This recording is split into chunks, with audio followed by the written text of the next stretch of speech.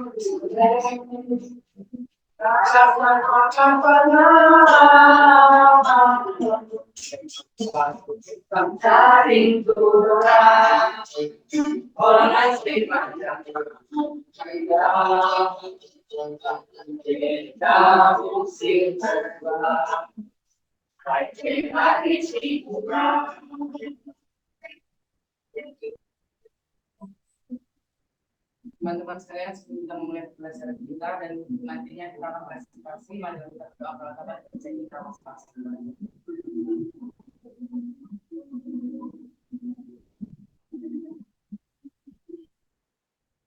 Tinggal selesai.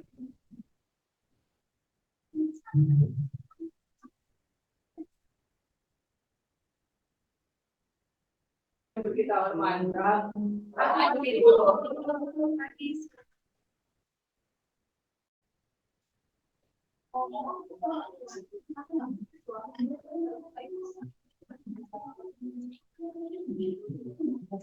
Oke, sebelum kita mulai melanjutkan pembuatan proyek yang sudah kita rancang di beberapa hari yang lalu, 2 hari yang lalu, tepatnya di hari Selasa, Ibu absen dulu. Agatha, Alia, Ananda, Anggun, Aditya, Aulia, Ailo, Kalista, Catherine, saya mau Chelsea, terus lagi Chelsea, Okavia, Cindy, hadir Bu, Desi, Jaya, Vicky, Emia, Erwin, Ermila, Fabio, Fergin, Fitri, Gilbert, Hermon, Ikhwan, hadir, Ika, Jonathan, Marsialia, Masmo, Mia, Nadia, Nasiwa, Rani, Remalia, Cynthia, Sipan. Oke.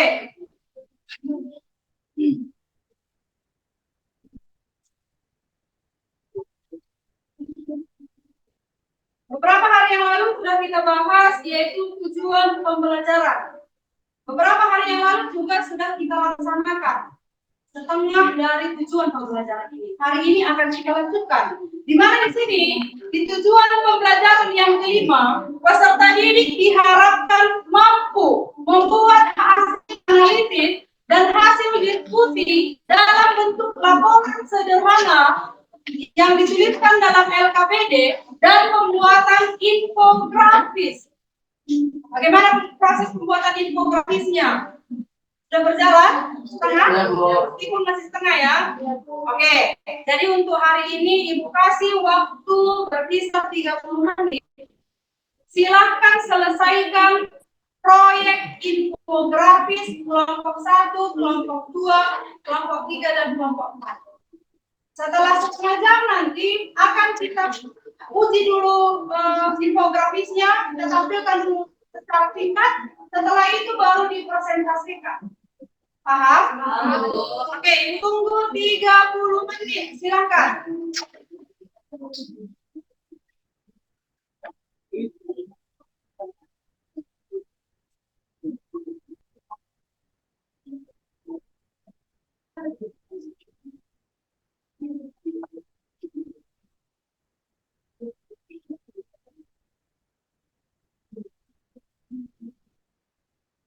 Yang pertama,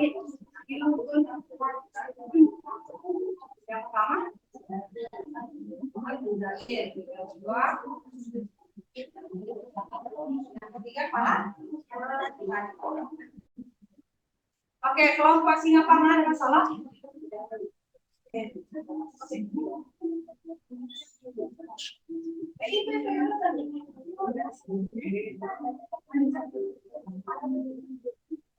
Kelompok Kalimantan, bagaimana? Aman?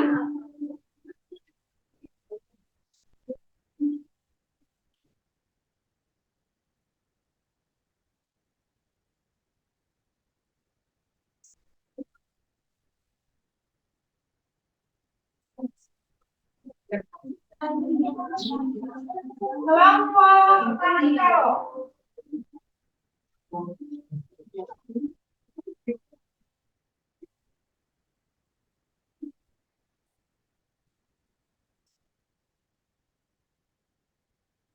Kita sambil jalan-jalan sambil nilai keaktifan kalian ya.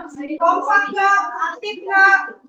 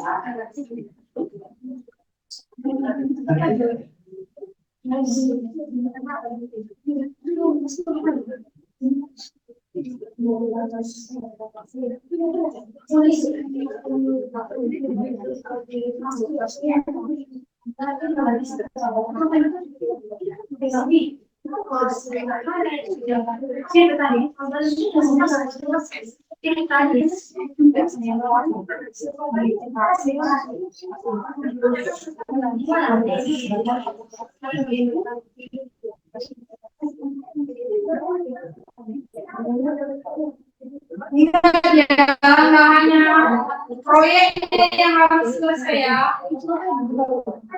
laporan sederhananya juga selesai.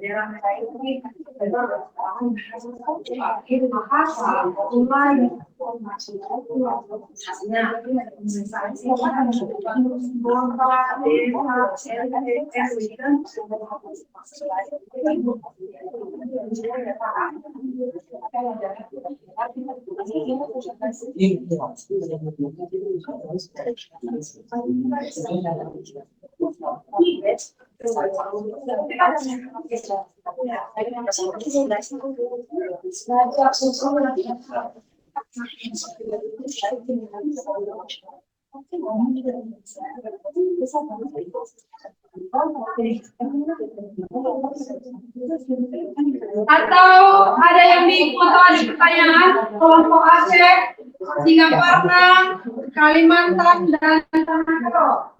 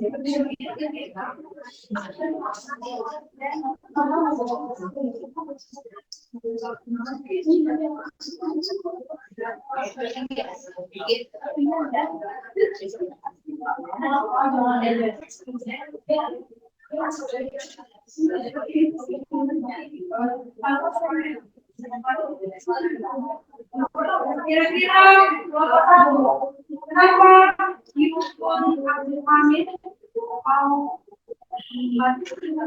membantu ya?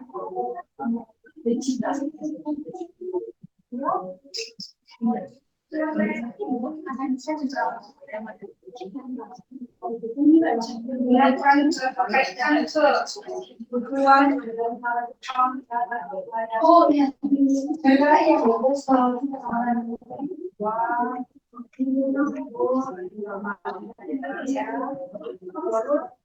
kan depan ini mau membantu masyarakat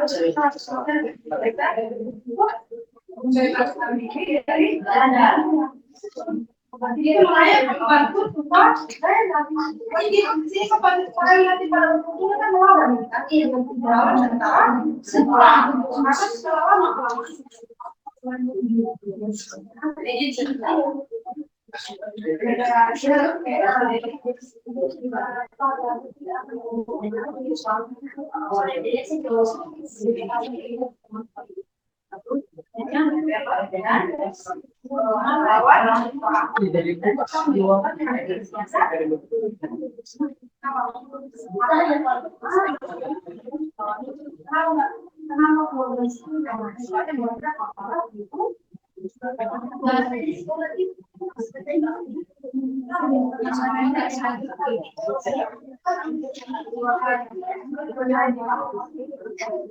Oh iya.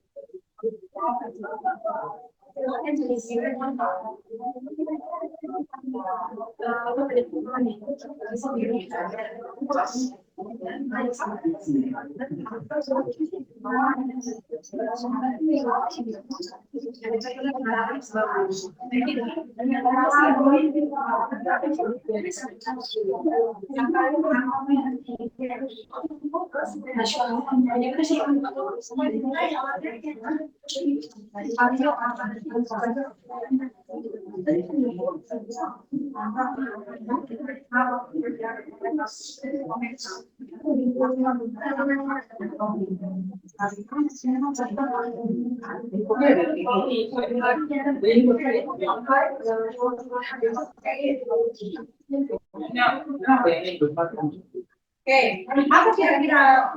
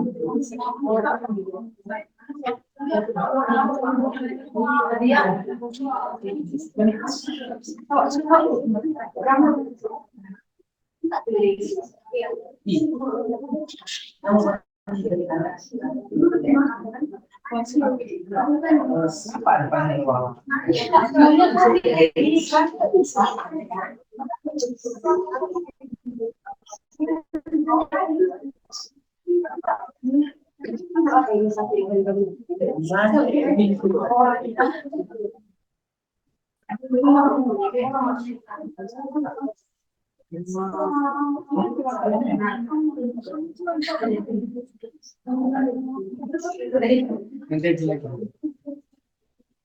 Nanti enak.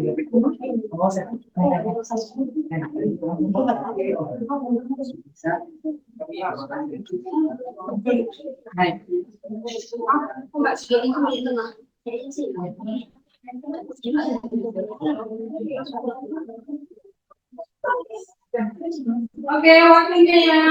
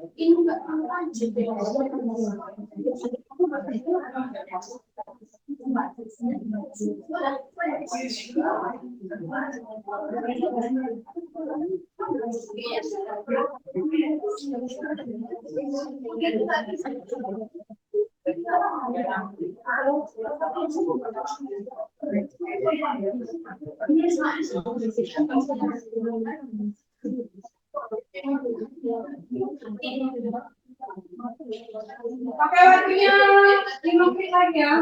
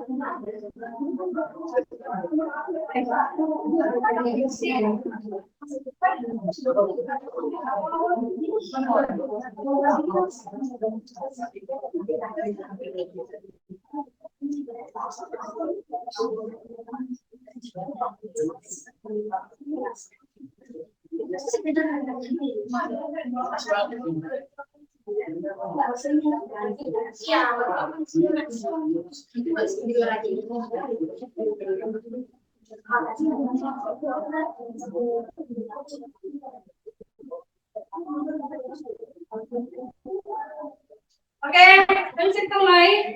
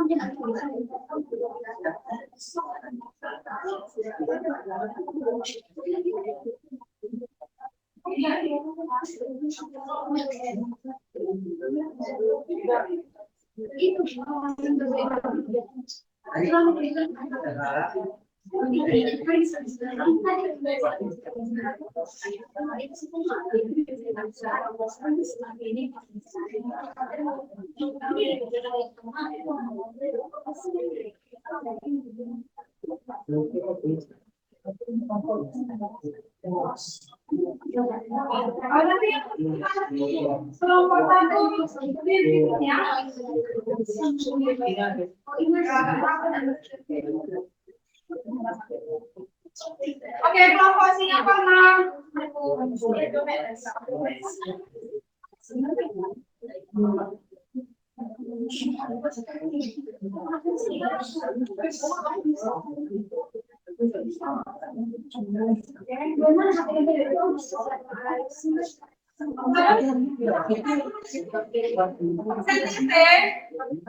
Kita akan melakukan uji hasil dulu. Uji hasil ini nggak perlu semua ke depan. Bawa aja dulu proyeknya ke depan biar kita lihat dulu apa isi proyek yang kalian kerjakan. Kelompok Aceh, Singaparna, Kalimantan, Karo. Mari ke depan ini. Satu orang aja, bawa dulu proyek yang kalian kerjakan.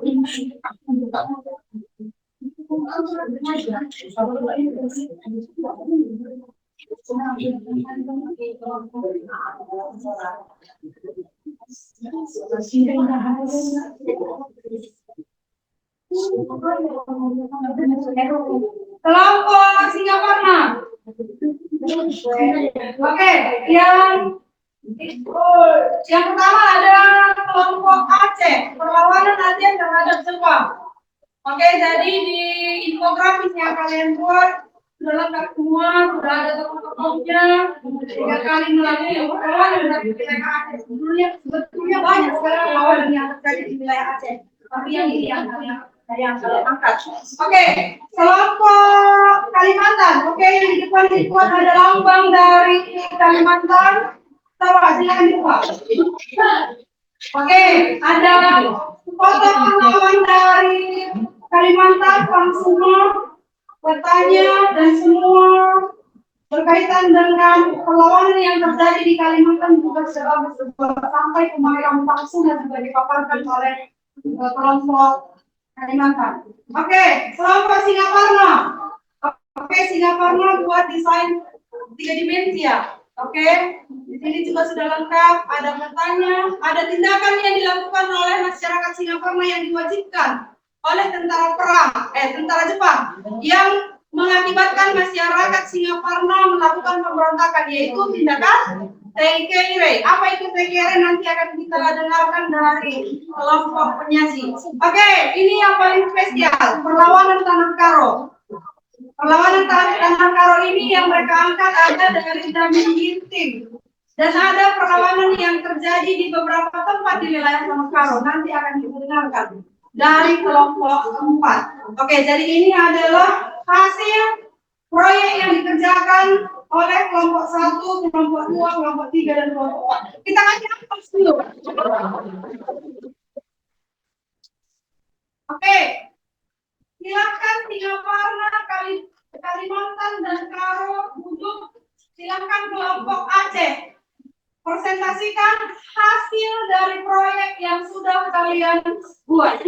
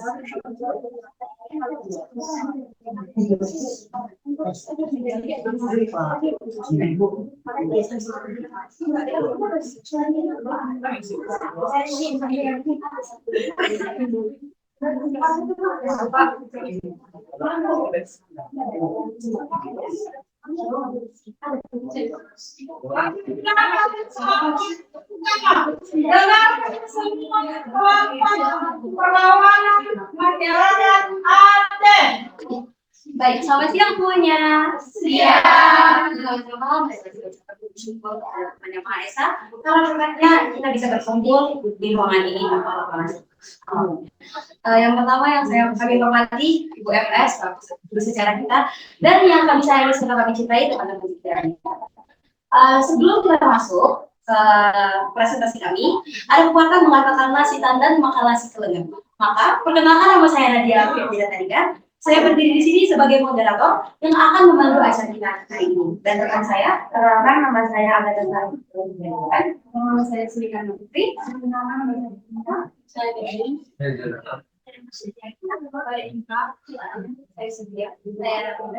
Dan sebelum kita masuk ke presentasinya, kami akan membaca sedikit tentang Al-Quran. Jadi teman-teman seperti minggu lalu ada beberapa kegiatan waktu dan tempat yang sudah dilakukan. Dan sekarang yang keempat tadi yang saya foto merancang infografis dilakukan pada pukul 14 lewat 5 di tempatnya kelas SG di Padang. Yang kelima merancang kembali waktunya jam 9 pagi, tempatnya di kelas 11 di Padang. Lalu mencari informasi dan tulisannya jam 8.30, tempatnya di 11 di Padang. Yang ketujuh yang daftar di jam 8.30 juga, tempatnya di 11 di Padang. Dan yang terakhir tadi pembuatan infografis pada pukul 10.10 di tempatnya live komputer, dan sekarang pada pukul 10.58 presentasi yang dilakukan. Baik, langsung saja kita mempresentasikan tentang perlawanan Aceh terhadap Jepang. Di sini kami mengambil 3 tokoh, yaitu ada Tengku Abdul Jalil, orang petani, dan juga Bintang Abdul Hamid. Nah, yang akan dipimpin langsung oleh sini. Silakan. Nah, teman-teman sebelumnya, saya akan menjelaskan hal yang melatar belakangi perlawanan Aceh terhadap Jepang. Itu pertama kali yaitu saat tentara Jepang melakukan tindakan yang fenomenal, tidak bermoralnya tentara Jepang, seperti memaksakan tindak mereka sendiri. Dan selain daripada itu, tentara Jepang juga tidak menghormati kehidupan umat Muslim Aceh dan juga bebas memabukkan pada saat itu. Salah satu hal yang dipaksakan adalah melakukan sekret atau pengamatan ke arah timur yang ditujukan kepada dewa yang ditumpang oleh Jepang, yaitu Dewa Matahari. Oleh Tengku Abdul Jalil, Jepang disebut telah mengubah ibadah Muslim. Nah, saya akan menjelaskan yang pertama yaitu tokoh Tengku Abdul Jalil. Tengku Abdul Jalil ini lahir pada awal abad ke-20 dan dia gugur pada akhir November tahun 1942. Nah, dulunya nih ya, saat remaja saat kecil, Teuku Abdul ini sangat menyukai hal-hal yang berbau agama dan dia mendalami agama ini. Sehingga pada tahun 1137 Abdul Jalil diangkat sebagai ulama atau pemimpin di sebuah pesantren yang bernama Pesantren Dayak Kebrieng yang menggantikan Teuku Ahmad yang meninggal pada saat itu. Abdul Jalil ini memimpin rakyat Kebrieng untuk perlawanan tindak penindasan dan kekerasan dilakukan oleh penduduk Jepang. Abdul Jalil juga berhasil menggerakkan rakyat dan para santrinya di sekitar Kebrieng. Gerakan Abdul Jalil ini dianggap Jepang membahayakan dan juga karena hal itu Jepang berusaha ingin berdamai kepada Abdul Jalil, tetapi Abdul Jalil menolak hal tersebut dengan jalan damai. Pada tanggal 10 November hingga 24 November terjadilah penyerangan yang dilakukan oleh tentara Jepang. Penyerangan pertama itu yaitu rakyat diserang saat sedang melakukan sholat subuh. Akan tetapi rakyat Aceh memiliki senjata ataupun pedang dan kelewang sehingga mereka berhasil dalam bertahan. Dan kita tahu serangan pertama Jepang gagal. Akan tetapi serangan kedua Jepang juga digagalkan oleh rakyat. Tapi pada serangan ketiga Jepang berhasil ketika dia membakar masjid dan beberapa pengikutnya terbunuh. Tapi Abdul Jalil atau Teuku Abdul Jalil dan beberapa pengikutnya berhasil lolos ke Buloh Bilang Ara. Mungkin Jepang mengetahui kediaman mereka sehingga setelah beberapa hari kemudian Teuku Abdul Jalil dan para pengikutnya saat melakukan sholat, serangan Jepang berhasil dengan menembak mereka. Dan disitulah Teuku Abdul Jalil digugurkan pada akhir November 1942 dan sebagian para pengikutnya juga mati, ada yang terluka hingga ratusan orang. Dan selanjutnya akan dijelaskan oleh teman saya Marsha. Ya, selanjutnya adalah Gilbert Abdul Hamid. Nah, Gilbert Abdul Hamid ini lahir pada tanggal 1 Juli tahun 1914 di Kabupaten Cirebon. Nah, Gilbert Abdul Hamid ini mendapat gelar Gilbert. Gelar Gilbert itu merupakan gelar dari organisasi militer Jepang yang dibentuk di Indonesia. Nah, arti Gilbert itu adalah tentara sukarela. Abdul Hamid mau menjadi tentara sukarela Jepang karena ingin membebaskan rakyat Aceh terhadap Belanda. Namun, Abdul Hamid berkhianat terhadap Jepang karena melakukan perlawanan. Nah, mengapa Abdul Hamid berkhianat terhadap Jepang? Karena kebencian rakyat Aceh terhadap Jepang yang semakin meluas. Karena Aceh itu semena-mena terhadap Jepang itu semena-mena terhadap Jepang, terhadap Aceh. Abdul Hamid melakukan perlawanan dan membentuk beberapa rekannya untuk melakukan perlawanan terhadap Jepang. Nah, dalam situasi perang yang meluas di mana-mana, Jepang mencari cara efektif untuk menghentikan perlawanan dari Abdul Hamid. Cara yang paling efektif menurut Jepang adalah dengan menangkap dan menyingkirkan semua anggota keluarga dari Abdul Hamid. Mengetahui hal tersebut, Abdul Hamid dengan berat hati mengakhiri perlawanannya terhadap Jepang.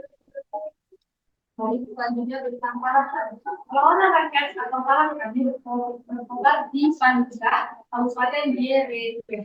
Nah, perlawanan ini disebabkan oleh penyebaran dan pengerahan tenaga besar. Nah, perlawanan rakyat atau petani ini mereka menggunakan alat tradisional yaitu jepit, golok, dan apel bambu runcing. Kerja paksa oleh Jepang juga menyebabkan perlawanan para petani ini. Nah, kerja paksa Jepang kepada para petani menyebabkan waktu yang terlalu lama atau waktu yang terlalu panjang sehingga para petani sangat dirugikan oleh Jepang. Nah, tindakan Jepang itu sangat merugikan dan Jepang juga memaksa rakyat untuk menyerahkan hasil panen rakyat Aceh yaitu 50 sampai 80%. Baik teman-teman, itulah presentasi kami tentang perlawanan Aceh. Nah, tadi kita kan udah dengar itu tentang Teuku Abdul Jalil, para petani, dan juga Gilbert Abdul Hamid yang sudah kami jelaskan oleh teman sendiri. Nah, untuk teman-teman sekiranya ada yang ingin bertanya ataupun memberi saran, kami persilahkan.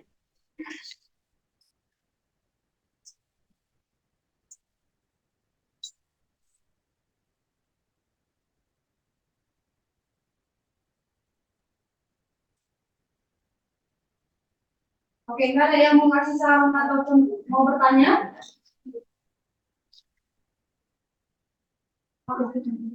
Baik, kami akan langsung menyimpulkan oleh baik teman-teman seperti yang sudah dilakukan oleh teman-teman saya tadi. Dan di sini saya akan menyimpulkan. Tadi kalau sudah diberitakan tentang latar belakang, kronologi dan strategi, penyerangan, tokoh dan akhir perang, di sini saya akan membacakan sedikit kesimpulan dari perlawanan Aceh terhadap Jepang. Nah, jadi perlawanan Aceh kepada Jepang itu pertama kali dipimpin oleh Abdul Jalil di Cotpil karena ingin melawan tindakan Jepang itu yang kejam terhadap masyarakat Aceh. Nah, jadi akhir dari perang ini adalah kemundurannya Abdul Hamid dan Jepang masih tetap melakukan penjara paksa pada rakyat Aceh dengan cara yang begitu kejam, sehingga Aceh gagal dalam melawan Jepang, sehingga Jepang tetap menguasai Aceh. Oke. Baik, terima kasih teman-teman sudah mendengarkan presentasi kami tentang perlawanan Aceh kepada Jepang. Ada sedikit pantun nih, Bapak Gubernur datang belusukan, bawa baju simpan di lemari.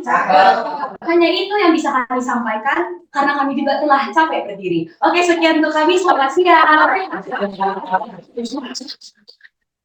Oke, nanti Ibu tanggapi.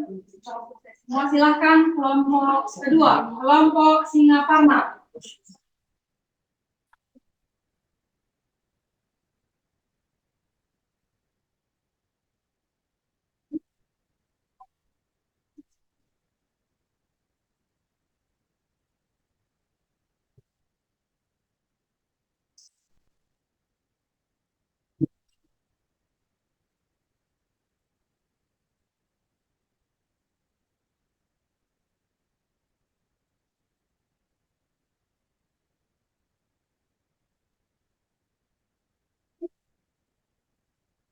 Selamat siang teman-teman. Siang. Kami dari kelompok Singaparna di sini ingin mempresentasikan hasil kerja kami selama ini mengenai Singaparna. Sebenarnya kami kenapa saya kasihnya saya sebagai moderator sini. Teman-teman, sebelumnya kami berterima kasih untuk kesempatan yang telah diberikan kepada kami. Maka dari situ kami akan menjelaskan latar belakang rakyat Singaparna yang akan dijelaskan oleh teman kami. Rakyat Singaparna merupakan salah satu daerah wilayah Jawa Barat yang rakyatnya dikenal sangat religius dan memiliki jiwa patriotik. Rakyat Singaparna sama sekali tidak ada dominasi atau peraturan dari rakyat asing. Oleh karena itu, rakyat Singaparna sangat benci terhadap penduduk Jepang. Apalagi ketika mengetahui perilaku pemerintahan Jepang yang kasar. Kebijakan Jepang yang diterapkan dalam kehidupan masyarakat banyak yang tidak sesuai dengan ajaran Islam. Ajaran yang banyak dianut oleh masyarakat Singaparna. Atas dasar pandangan dan ajaran Islam, rakyat Singaparna melakukan perlawanan terhadap pemerintah. Perlawanan itu juga dilatar belakangi oleh kehidupan rakyat yang semakin menderita. Baiklah teman-teman, saya lanjut tentang pengerahan tenaga pengusaha dengan paksa dan di bawah ancaman ternyata sangat mengganggu ketentraman rakyat. Juga diwajibkan menyerahkan padi dan beras dengan aturan yang sangat mencerat dan menindas rakyat, sehingga penderitaan terjadi di mana-mana. Kemudian, secara khusus rakyat Singaparna dibawa oleh Kiai Zainal Mustafa berdentang keras untuk melakukan segregasi. Perlawanan meletus pada bulan Februari 1942. Perlawanan dipimpin oleh Kiai Zainal Mustafa, seorang alim Sukamana. Singkatannya dia adalah pendiri pesantren Sukamana. Ia sangat menentang kebijakan-kebijakan Jepang yang tidak sesuai dengan ajaran Islam. Bahkan dia secara diam-diam telah membentuk pasukan tempur Sukamana yang dipimpin oleh Ajang Nazimuddin. Data dari Ustazah yang dibuat para pengikut Hanbali Zainal Mustafa adalah dilakukan hukum sehingga mereka menjadikan yang dirimpin untuk melawan selalu kekerasan dan perwakilan pendataan dari tiga masyarakat semakin semakin terpaksa menyerang pada perlawanan Singaparna dipadamkan puluhan santri meninggal dunia dan sebagian lainnya ditangkap untuk ada pun Kiai Zainal Mustafa juga ditangkap Jepang dan dijatuhi hukuman mati. Nah, perlawanan Singaparna adalah sebuah pemberontakan yang dipimpin oleh Kiai Haji Zainal Mustafa melawan Jepang dan terjadi pada 25 Februari 1944. Pada 1943, Kiai Haji Zainal Mustafa dan timnya mulai membuat rencana untuk melakukan perlawanan terhadap Jepang. Namun, Jepang tidak henti-hentinya mengintai dan melakukan pengawasan ketat pada pesantren Sukamana yang dipimpin Kiai Haji Zainal Mustafa. Oleh karena itu, rencana perlawanan Singaparna telah lebih dahulu diketahui Jepang. Jadi teman-teman, inilah hasil diskusi ini dan juga teman-teman kami menyimpulkan mengenai kesimpulan mengenai perlawanan Singaparna yang dipimpin oleh Muhammad Haji Zainal Mustafa, yaitu adalah akhirnya rakyat Singaparna berhasil ditangkap oleh Jepang dan diadili oleh pemerintah Jepang. Sementara Haji Zainal Mustafa ditangkap dan dijatuhi hukuman mati. Jadi teman-teman, inilah hasil diskusi kami. Kami mempersilahkan teman-teman semuanya memberikan pertanyaan atau memberikan saran. Kelompok 3, misalkan. Selamat pagi, salam sejahtera saya ucapkan kepada teman-teman sekalian. Di sini saya Ananda selaku penyaji pertama dari kelompok 3 ingin bertanya. Saudara telah menyebutkan beberapa hal mengenai Seikere. Apakah kami boleh mengetahui apa arti dari Seikere tersebut?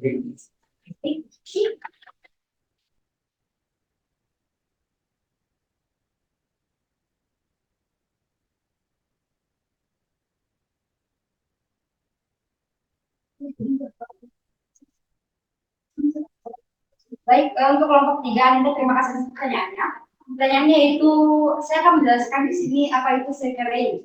Jadi Seikere ini adalah merupakan penghormatan kepada Dewa Matahari dengan membungkukkan badan mengarah kepada matahari terbit. Hal ini wajib dilakukan oleh bangsa Indonesia pada masa kependudukan Jepang. Di sini kami juga sudah mencantumkan sedikit gambar bahwa di sini sudah ada terlihat rakyat Indonesia yang membungkukkan badan menghadap matahari terbit.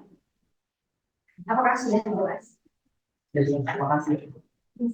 Nanti ada yang mendengar pertanyaan teman-teman yang dari kami, dan sebelumnya teman-teman sebelum kami tutup, izinkan kami untuk memberikan atau memberitahukan langkah-langkah yang kami usahakan selama kami mengerjakan pekerjaan kami ini. Yang pertama yaitu adalah melukis pahlawan yang dilakukan pada jam 9.04 yang kami lakukan di kelas 11.6 dan yang juga menggunakan styrofoam sama juga dengan jamnya 9.04 dan dilakukan di kelas 11.46. Yang ketujuh mewarnai styrofoam yang dilakukan jam 4 WIB di sekolah. Dan yang kedelapan melukis inti materi yang kami lakukan jam 9.59 di layar komputer, dan yang ke-9 menggunting dan menempel tulisan yang kami lakukan pada jam 10.24 di layar komputer, dan yang 10 menempel styrofoam pada jam 10.25 dan 11 menempel tulisan dan gambar tokoh pada jam 10.46 di layar komputer.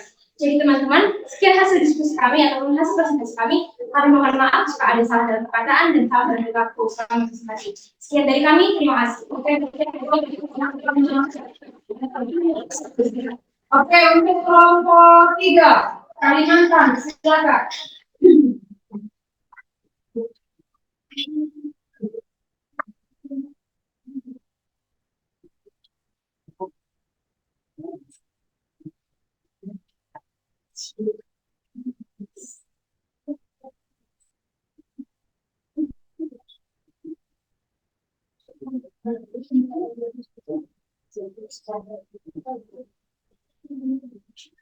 Apa yang kita hadapi saat ini adalah hasil dari kehidupan kita di masa lalu. Bukan soal salah atau benar, tapi bagaimana respon kita terhadap kerjaan kita yang kita coba. Bernilai dari usaha, jangan dari hasilnya. Baru kita bisa mengerti kehidupan. Selamat pagi teman-teman dan salam sejahtera untuk kita semua. Dan selamat pagi dan salam sejahtera saya ucapkan kepada teman-teman dan Ibu FS selalu mendukung kami bersama dengan. Kenalkan kami dari kelompok natural atau kelompok 3. Saya Eda Olivia selaku moderator yang akan memimpin jalan presentasi kami pada hari ini. Dan di sebelah saya ada rekan saya. Perkenalkan, nama saya Ananda, saya selaku penyaji pertama. Kenalkan nama saya. Kenalkan nama saya sebagai penyaji. Dan dua teman kami tidak dapat hadir karena memiliki halangan yang bernama Chelsea Opatia dan Mia April. Nama dari Ibu tanpa berlama-lama kita akan memulai kita yang dilakukan. Baik, terima kasih kepada teman-teman. Kecamatan Beliau, Kabupaten Sangat. Kemudian kami semua wafat pada tanggal 17 Juli 1945 di Bawaslu. yang saat ini berlokasi di sebelah dermaga Beliau. Kalian penasaran bagaimana kedatangan Jepang ke Kalimantan dan siapa itu? Baik, Jepang datang atau mendarat di Borneo pada tanggal 19 Desember 1941. Kemudian, Jepang datang ke Kalimantan karena ingin mendapatkan kekayaan industri dan alam untuk perusahaan dan kemudian Jepang membuat dua perusahaan, yaitu satu perusahaan Mura Taiwan dan dua perusahaan Sumitomo. Namun, Jepang mengambil kurang lebih 80.000 rakyat untuk dikejar paksa atau memaksa yang membuat rakyat Kalimantan semakin besar. Nah, pada tanggal 16 Oktober 1943, beberapa penduduk Jepang dan para tokoh-tokoh penting mengadakan pertemuan rahasia di Gedung Medan untuk merencanakan serangan terhadap Jepang. Namun, hal tersebut telah tercium oleh Jepang, dan Jepang langsung menghentikan serta membantu dan membantai rakyat-rakyat serta beberapa tokoh masyarakat yang telah berpartisipasi.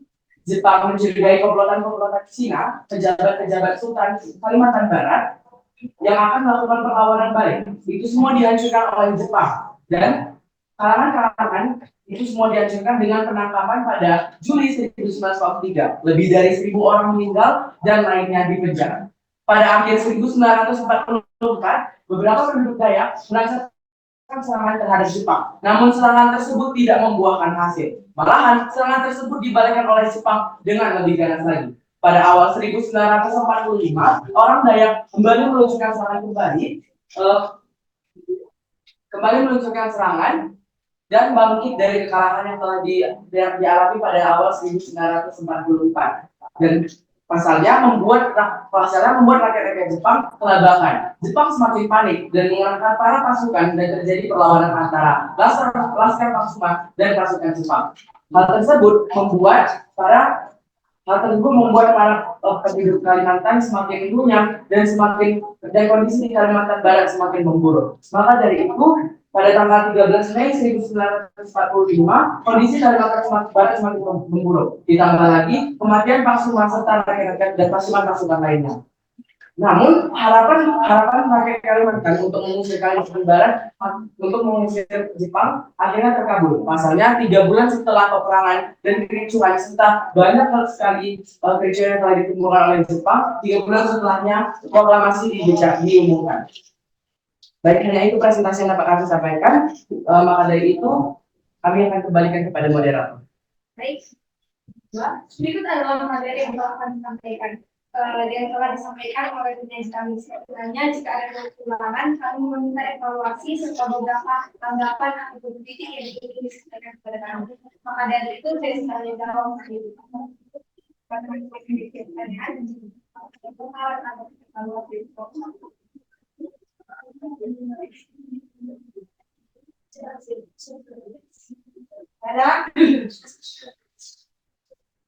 Baik, terima kasih. Dan sebelum kami menutup, kami ingin membacakan jadwal kegiatan yang kami lakukan pada hari ini, mulai dari menanyakan gambar, menanyakan daun, menanyakan komputer yang dimasukin Paksuma, pada pukul 9.57, bila komputer X-15 pagi, yang ketujuh menambahkan kesehatan untuk industri pakai kotor, pada pukul 4.00, bila komputer X-15 pagi, yang ke-8 menguji hasil, pukul 10.25 lab komputer S9 B1 lagi, dan pada hari ini pada waktu ini presentasi dengan teman-teman. Jadi kesimpulan yang kami dapat dari perlawanan Kalimantan terhadap Jepang yang dipimpin oleh Paksuma adalah, jadi masyarakat Kalimantan saat ini dan keras dalam mempertahankan wilayahnya, yaitu yang tidak ingin dikuasai oleh Jepang. Salah satu tokohnya adalah Paksuma. Paksuma memimpin pertempuran Dayak desa Dayak melawan Jepang. Tim ini dimulai dari Jepang yang sangat fenomenal terhadap masyarakat Dayak. Dan akhirnya Paksuma beruntung waktu mereka sedang berperang dengan masyarakat Dayak. Meskipun begitu, masyarakat Dayak tidak terlalu panik karena 3 bulan setelah itu Indonesia memperoleh strategi ditanya. Terima kasih atas waktu dan kesempatan yang telah diberikan kepada kami. Kami berada kami tunggu. Sekian dan terima kasih. Oke, silakan kelompok terakhir.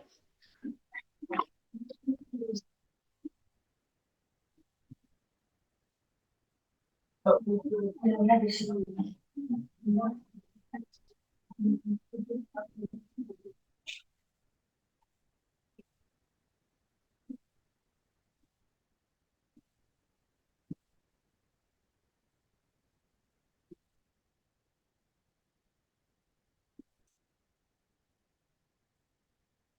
selamat pagi teman-teman semua. Baik. Syukur kita ucapkan kehadiran Tuhan Yang Maha Esa, karena atas hadirannya kita masih dapat berkumpul di tempat ini. Saya hormati Bu SS sebagai guru dan sejarah, dan yang saya sayangi teman-teman sekalian. Kami dari kelompok 4 ingin mempresentasikan hasil dari diskusi kami yaitu tentang pengelolaan rakyat baru. Sebelumnya izinkan saya membaca atau tidak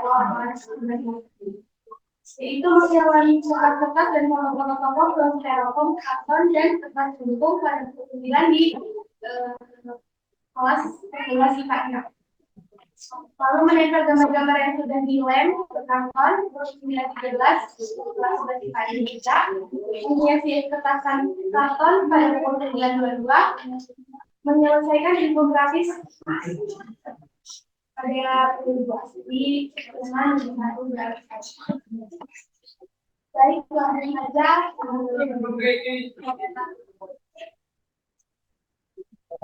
Presentasinya mulai. Pertama ini sekarang berasal dari India Selatan dan dekat dengan Myanmar. Berawal dari pasangan kekasih yaitu Karo dan Mian Sari yang kemudian memiliki 5 cucu lalu diberi nama Karo, Ginting, Sembiring, Rangin-Angin, dan Tarigan. Dan saya akan menjelaskan tentang waris dan ini. Dari Ginting yang lahir pada 12 Januari 1921. Setelah putus dari pendidikan menengahnya, dia sempat bekerja sebagai kerani di sebuah kantor daun Jepang di kawasan Medan. Namun akibat tekanan Jepang pada orang Karo, ia kemudian pindah ke Kabanjaran dan bekerja dengan menjual air tebu beras tadi. Pada akhir 1943, beliau ikut pelatihan militer yang kemudian membuatnya memimpin pasukan tentara keamanan rakyat. Pasukannya ini sempat melucuti senjata Jepang di 3 panah dan terlibat kontak senjata dengan ISIS. Jamin Ginting juga terlibat banyak peperangan seperti pertempuran Tiri Bambu dan pertempuran Marindi. 7 anak buah Jamin Ginting gugur dalam pertempuran darat tersebut. Di akhir hayatnya, beliau meninggal dengan memegang jabatan militer duta besar berkuasa Kanada di 23 Oktober 1944 di Ottawa, Kanada. Saya akan menjelaskan satu Gas Bangun. Sekilas, Gas Bangun pada 1852 di Batu Bara, wafat pada tanggal 22 Oktober tahun 1942 di Batu Bara juga. Awalnya, Gas Bangun atau Sematagara terkenal sebagai tokoh masyarakat, menjadi juru damai di semua kampung. Beliau bahkan mendamaikan 4 kepala suku. Saat Belanda datang ke Sumut, mereka ingin melakukan ekspansi perkebunan sampai ke Tanah Karo dan berusaha mendekat Gas Bangun. Namun, usaha pendekatan selalu berujung gagal hingga pada akhirnya Belanda memutuskan menyerang Tanah Karo. Gas Bangun pun melakukan perlawanan dengan menghimpun lebih dari 3.000 pasukan. Beliau juga membawa sejumlah benteng. Sayangnya, Belanda berhasil menguasai Kabanjahe, Ligajulu, dan Batu Bara. Gas Bangun sempat ditangkap, tetapi dibebaskan dengan catatan tetap diawasi oleh Belanda. Meski begitu, Gas Bangun tetap melakukan perjuangan membesarkan gerakan bawah tanah bersama anaknya. Di usia senjaya, pun dia tetap berjuang namun lebih di bidang sosial. Nah, di sini teman-teman saya akan menjelaskan tentang perang Kadir. Perang Kadir adalah perang lintas etnis di area perbukitan, tepatnya di Bukit Merinding. Anak buah Jamin Ginting yang bernama Kadir Saragi meninggal dalam pertempuran ini atas prakarsa Jamin Ginting. Nama Bukit Merinding kemudian diganti menjadi Bukit Kadir. Nah, teman-teman, setelah dijelasannya mengenai biografi dan perjuangan dari Jamin Ginting, kemudian tadi ada Perang Kadir. Di sini saya akan menjelaskan atau menceritakan mengenai Perang Merah. Perang Merah ini berawal ketika Belanda telah menguasai Siantar, lalu mereka ingin menguasai Lestari dan Kabanjahe. Nah, pada saat yang bersamaan pula, wakil presiden kita pada saat itu, Dr. Andes Muhammad Hatta, sedang ingin melakukan perjalanan ke Bukit Tinggi.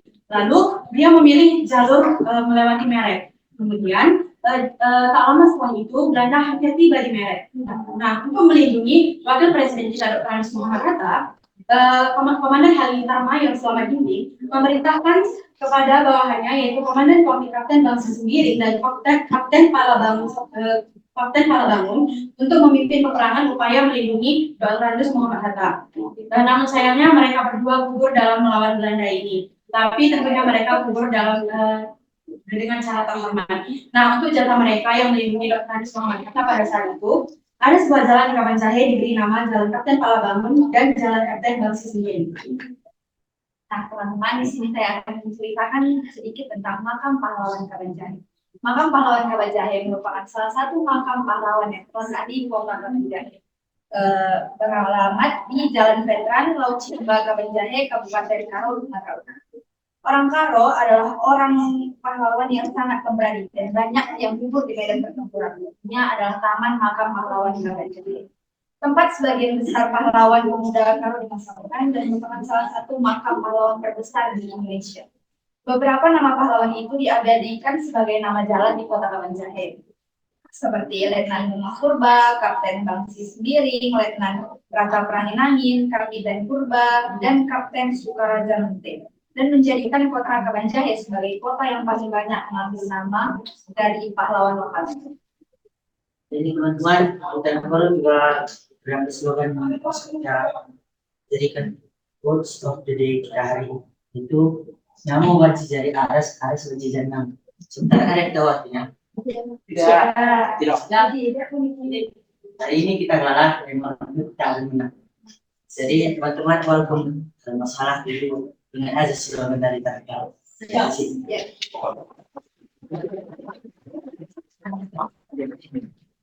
Teman-teman, semoga teman-teman sekalian bisa menerapkan di dalam kehidupan saya. Baik, sekarang kami membuka sesi tanya. Dari sejak masukan. Mungkin ada dari teman-teman yang ingin memberi pertanyaan atau masukan. Baik, terima kasih. Selanjutnya kami akan memberikan kesimpulan dari Nah, teman-teman, dari perjuangan pahlawan-pahlawan Kapan kita hari ini, kita dapat mengetahui bahwa mereka tidak pernah putus asa dalam memperjuangkan hal kita ini. Mereka rela berkorban mulai dari jam meeting yang anak buahnya gugur, Kiras Bangun yang sampai akhir hayatnya masih berjuang. Kemudian ada Fadil dan juga dua kapten kita di Merah yang gugur di waktu kita. Itu juga yang disampaikan dari pahlawan, ternyata Kapten Bangsi Sembiring yang gugur dalam pameran ternyata dimakamkan juga di makam pahlawan. Nah, kami harus tidak melupakan juga bahwa dari kita, namun ganti jadi arah, dan jadi makam. Hari ini kita kalah, lain kali kita harus menang. Baik teman-teman, sekian dari presentasi kami. Hari Senin ke Sabtu. Sudah membawa upaya.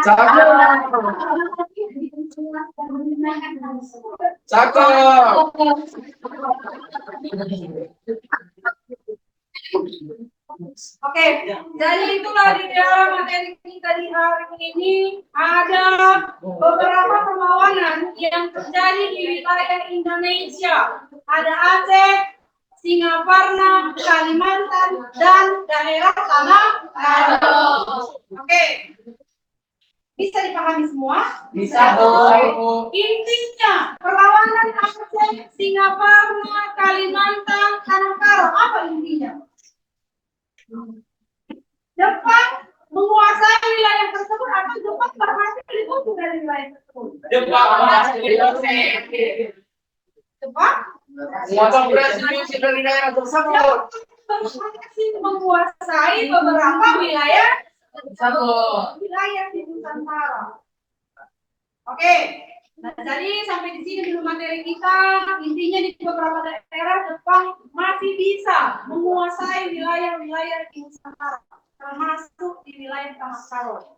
Di daerah Tanah Karo, di daerah Brastagi ada beberapa titik yang sempat melakukan perlawanan terhadap tentara Jepang. Di pertemuan beberapa minggu yang lalu kita bahas kalau di jalan udara juga pernah terjadi pertempuran. Sudah itu putar kemarin itu videonya yang diceritakan oleh veteran. Oke, nah jadi tutup semua bukunya, buka handphonenya, silahkan kerjakan kuis yang ibu kirim. Hanya 5 soal. Silahkan dibaca, dijawab.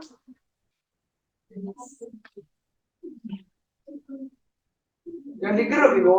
Iya, yang di grup. Selagi kamu mengerjakan kuis, Ibu bagikan angket. Angket ini kamu isi nanti nama mata pelajaran, materi, nama guru, kelas, dan hari. Isi semua sesuai dengan yang kita jalankan hari ini.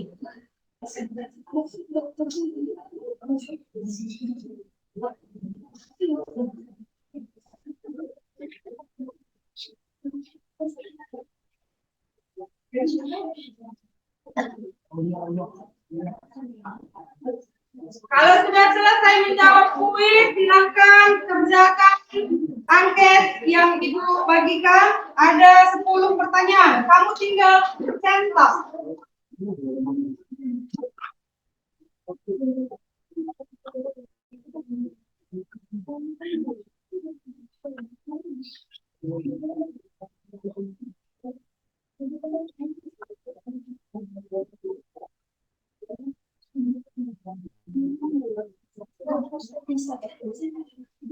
Kuisnya dulu dikerjakan ya.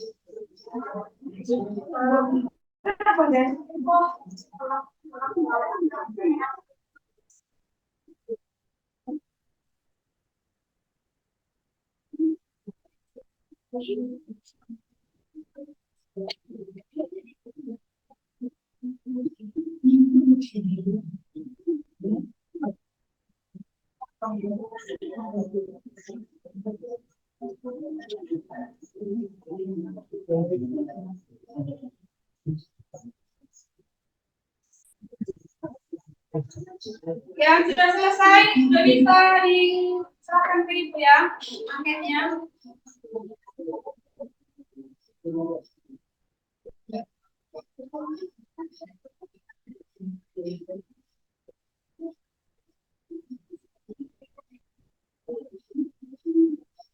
Yang sudah selesai sudah bisa diserahkan ke Ibu angketnya.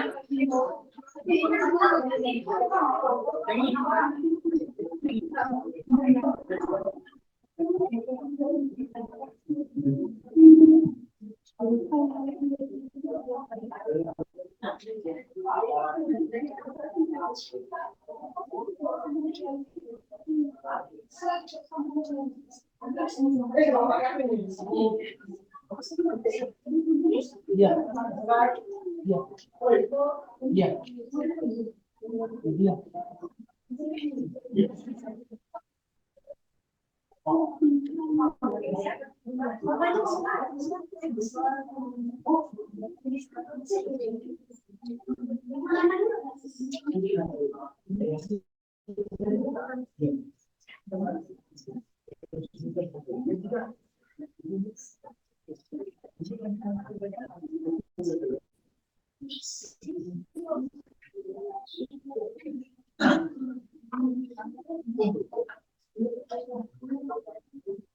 Oke.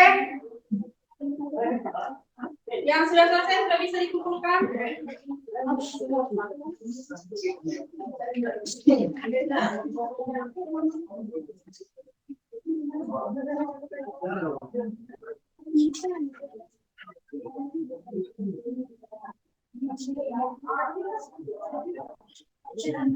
Mari kelompok 3 koma.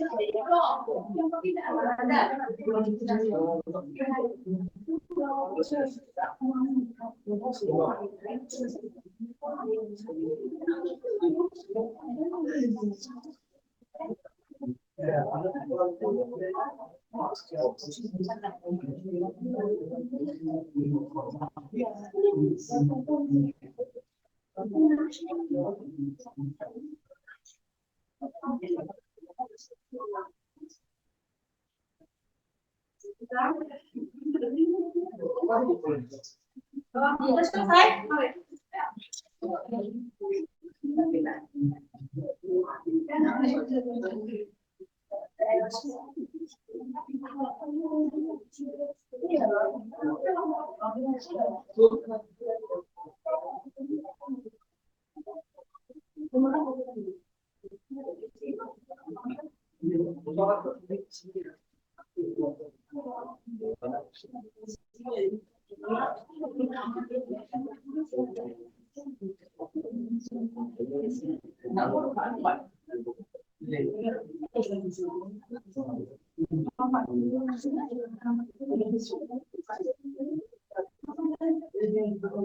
Oke, semua yang sudah dikumpulkan jadi dengarkan.